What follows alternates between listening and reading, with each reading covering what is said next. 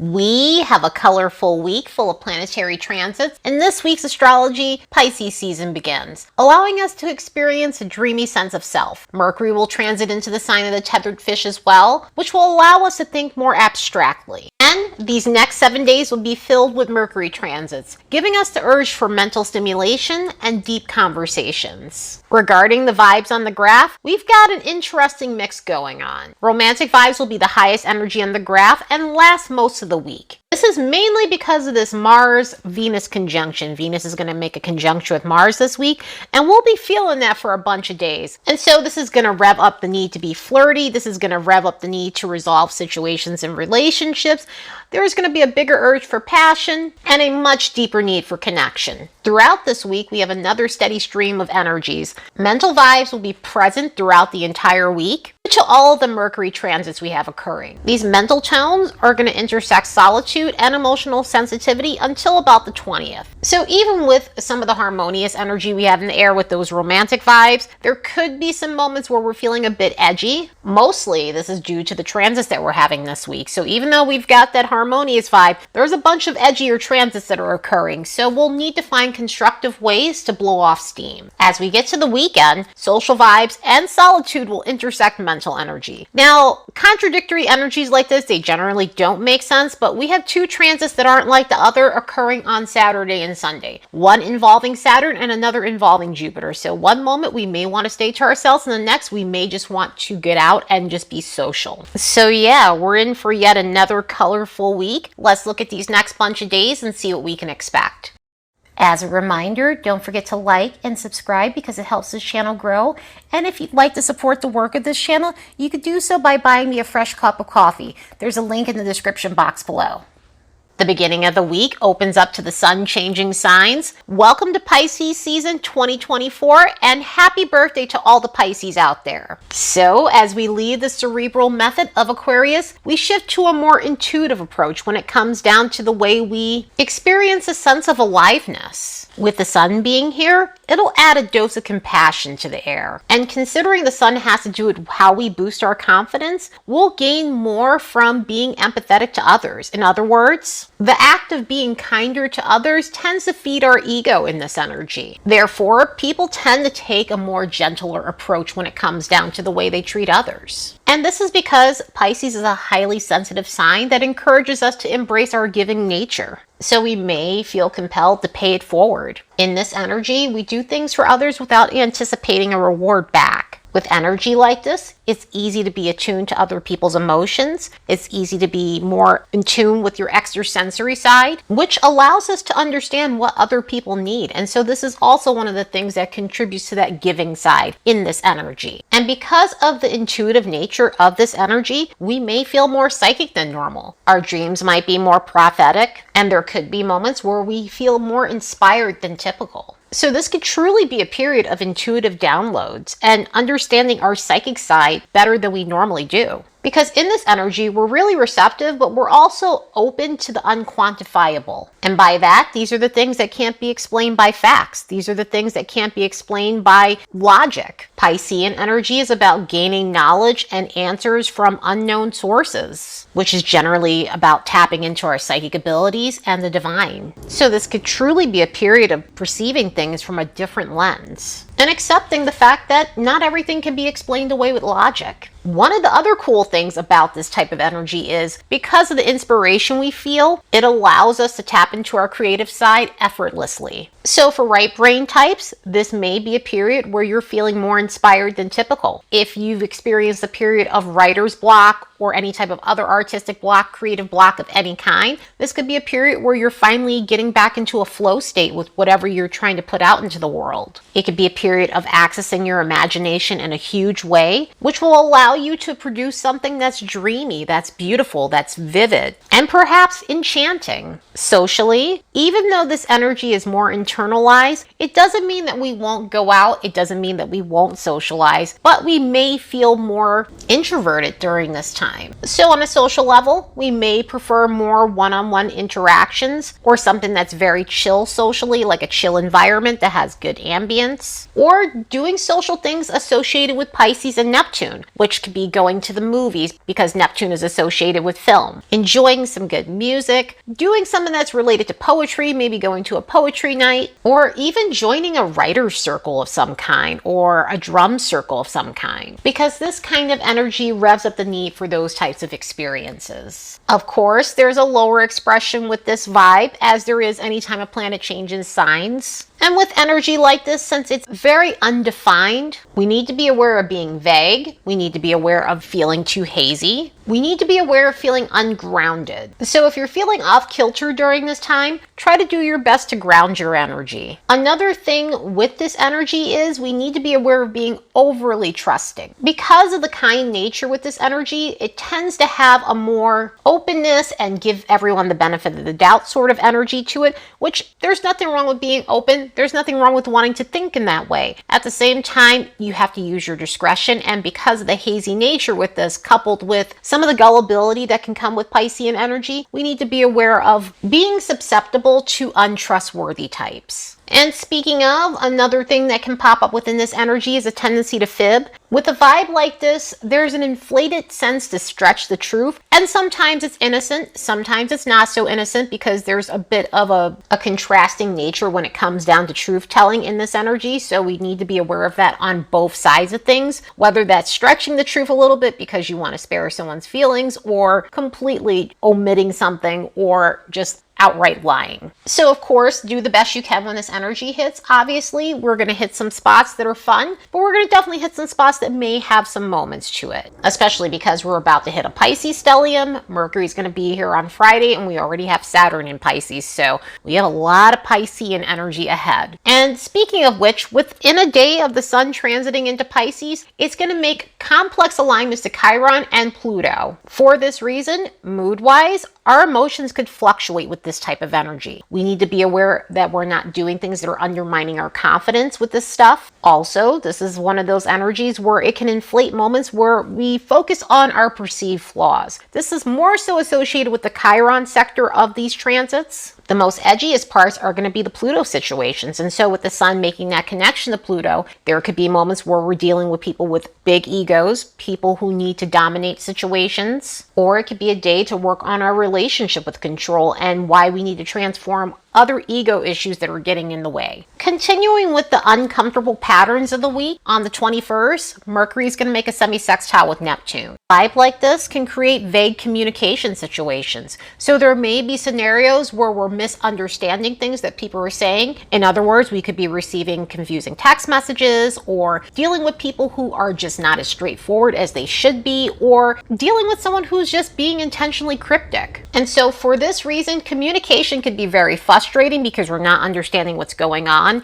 It's very hard to understand where someone is coming from, which could lead to us feeling unsure about certain situations, or it could lead to bickering due to the misunderstandings. Also, due to the vague nature with this, our interpretations of things may not always be great in terms of the details. Mentally, we're going to feel foggy with an energy like this, and so it's good to go slow if you have something really important to do, something that you absolutely need to focus on that deserves your undivided attention. Of course, if you have the luxury to, go back to it when you feel more clear-minded, because otherwise this is one of those alignments where if we have something important that we need to sign and we need to read the fine print, we may be a little bit off kilter that day. But anything that requires you to read and understand the terms of something may be off. So if you have signups, if you have contracts, if you have other documents or projects that you need to complete by that day, really take your time and read over something if something doesn't seem to make sense. At least by the time we get to the 22nd, Venus is making a conjunction with Mars, helping us take a different approach to romance overall. Venus and Mars have been inching up to this conjunction for a little over a few weeks. So now that we're at the end of February, this alignment is finally perfecting. The last time we had this was 2 years ago, almost 2 years ago. It's shy of 2 years. The last time this alignment occurred was on March 5th of 2022. But now that we're here, we have a brand new cycle between these planets. And because they're associated with being the cosmic lovers, this is going to translate into our romantic scenarios. Also, how we go after what we want. Also, financial situations as well. So this can kickstart us on a new cycle when it comes down to those things. This could also serve as a renewal period. And this can also serve as a phase where you have clarity on where you need to take action in these areas of life. Energetically, we could feel invigorated when it comes down to our love lives at this point in time. It could be a time to embark on something fresh if you're single. It could be a time of renewed passion if you're in a relationship already. So love life wise, this could really rev things up for people. Overall, this could just be a period where you're taking things to the next level to ensure that you have the romantic scenarios you want, to ensure that you have the career you want, or even get the clean slate you're seeking when it comes down to these things. That way you can pursue what's aligned with your spirit and who's aligned with your spirit and attract more suitable situations to your life. Once we get to the 23rd, Mercury is transiting into Pisces.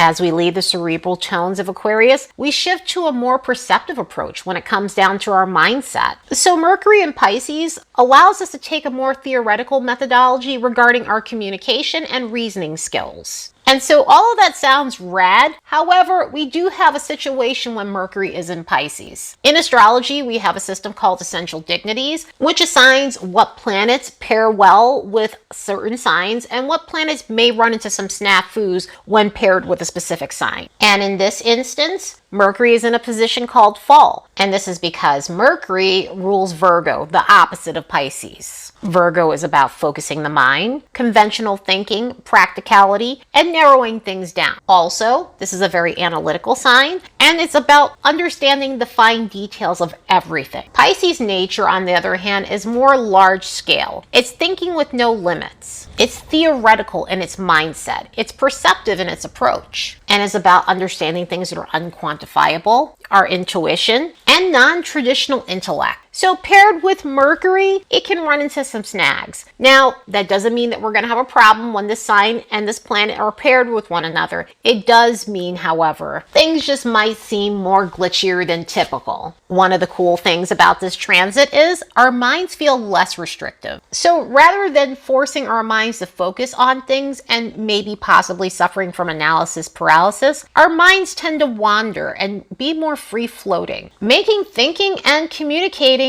a little more easygoing. Now, this is not to say our minds are going to be a total blank, because that's impossible. However, we will feel a little more introspective, but also feel the need to indulge in fantasy and just, again, have that free-floating feel to our thoughts. This will also translate into our communication as well. Communication tends to be looser in this energy. When we have bigger Piscean times, it tends to be a period where people aren't as responsive in terms of immediately communicating back to you. So it's not like we're going to be left on red this entire 2.5 weeks that this planet will be in this sign, but people may seem slower to respond communication-wise. And when we are having a constant flow of communication, it tends to take on a more spiritual tone. It tends to take on a more empathetic tone. It tends to take on a more philosophical tone. So some of the chats that we're having with others may be metaphysical in nature. And speaking of, under this influence, we tend to use our intuition to solve problems rather than following a data-driven process. Don't get me wrong, I'm all about rationale, especially with the chart that I have. At the same time, I do appreciate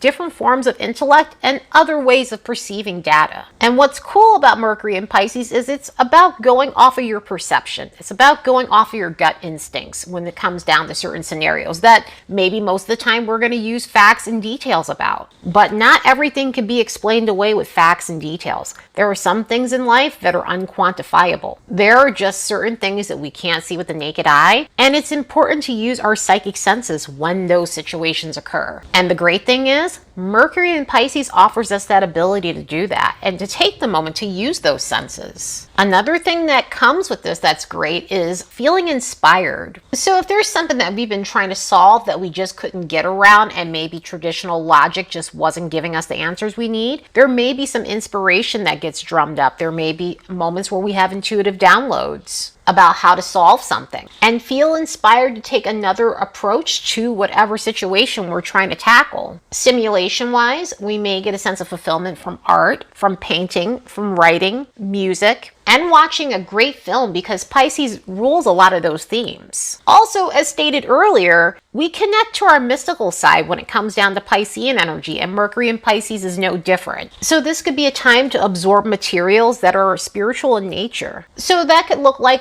doing things like learning tarot, understanding different types of healing modalities. Maybe you're at a point where you're wanting to learn what crystals do. In other words, it may be a time where you're understanding the properties of different types of crystals, like wanting to know the purpose of rose quartz or smoky quartz or black tourmaline, and any other types of gems and minerals that you're really wanting to know the definitions about. And of course, there's a lower expression to this, as there is anytime a planet changes signs. And regardless if a planet is in fall, detriment, exalted, it will have its more positive end, but it will also have its shadow expression. Avoidance can be a big issue in this energy. In other words, if we have difficult things that we need to tackle and take care of, there may be a stronger urge, more than typical, to ignore those things because we're not wanting to deal with them. So there could be moments of escapism, which could lead to problems that end up piling up because we're not addressing them. We need to make sure we're paying attention to the details when it comes down to either communication or any important documents that we might be signing. And that could feel harder than typical in energy like this because it tends to bring in a haze, which could lead to skimming things rather than looking at everything that we need to look at, which could end up coming back to bite us in the ass later. We also have to be aware of being overwhelmed by other people's energies, since this is a very raw sort of connection, especially also with the sun being here and then Saturn being here. We may be more sensitive to energies than normal. We may be sensitive to other people's emotions more than typical. And so we need to be aware of what energy belongs to us versus what energy belongs to someone else, and ground ourselves the best way we can. But even with the lower expressions, this is a time to think more mystically. So let's use this energy to understand life's complexities from an intuitive lens. Within 48 hours of Mercury transiting into Pisces, it's going to connect with Saturn, Chiron, and Pluto. And the thing about these transits is they're complex in nature, so they bring some edge to the air. For this reason, it could be a bunch of days where our minds are heavier than typical and our interactions with others are just edgy. And adding to the pile of harder transits, Venus, Jupiter, and Saturn are going to interact in a way that may feel tense. More so contrasting. Saturday brings in a connection with Venus and Saturn, and with that, we may feel more romantically distant or shutting down in unions that feel like a waste of time. So this can bring in a numbing sense when it comes to unconstructive romantic scenarios. So with a vibe like this, we may come to the conclusion that we're just not fulfilled in that relationship, and this is why we're shutting down. It may be because it lacks consistency. It may be because it's superficial in nature. But either way, numb is not a comfortable feeling. And especially with Mercury hitting Saturn and Pluto on that day, it could be a day where we feel more emotionally detached than typical. Contrasting that is Venus making a square with Jupiter on Sunday. So having an energy like this will rev up the need to let loose, especially if we felt tightly wound up from all that Saturnian energy. Now, even though this is a harder alignment, at least it's fun. We just need to be aware of certain things. A vibe like this just gives us the urge to enjoy ourselves and to let our hair down and to indulge in drinking, indulge in sweet treats, indulge in romance, and anything that makes us feel euphoric. But the issue with this is we could go overboard with an energy like this, causing us to overconsume something that we shouldn't be overconsuming. We also tend to take more risks than typical, and the problem with this is it's not Jupiterian Venus luck where it ends up just working out in our favor. It's one of those things that ends up backfiring, so we need to be aware of that. Also, we need to be aware of overspending because of the euphoric vibes with this, or even games of chance. Like this is one of those energies where the urge to gamble becomes stronger than typical. So we also need to be aware to be as frugal as possible if we are going to bet on anything. So if you're feeling like it's your lucky day, I would advise not to really go out and spend a whole bunch. Only spend what you're okay with losing, like $20 or something. So yeah, what a week. Definitely more edgy transits than there are harmonious. The only one we had was that Mars-Venus situation, Venus making that conjunction with Mars. So with that, hopefully everyone's able to manage some of these energies in the best way they can and stay as grounded as you possibly can. Anyway, hope you all have the best week ever. Later, and see you in the next episode.